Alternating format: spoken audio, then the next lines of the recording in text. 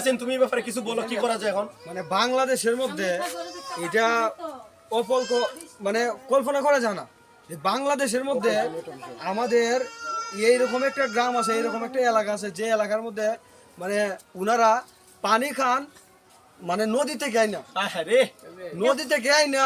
তারা পানি খান এবং বিশুদ্ধ পানি না। একটা নদীর মধ্যে কত কিছু আসে যায়, কত কিছু মানে থাকে পানির মধ্যে, এগুলা পানি খাইলে তো মানে শরীরেরও অনেক ক্ষতি হয়,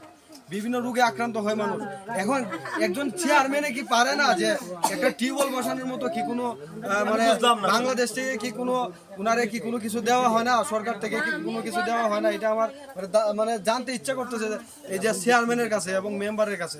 জানতে খুব ইচ্ছে হইতেছে যে একটা পুরো পরিবার প্রায় 7টা-8টা ঘর, এখানে 7টা-8টা ঘরের মধ্যে মানুষ ন্যূনতম 40 জন বা 35 জন মানুষ, এই 35 জন মানুষ পানি খায় একটা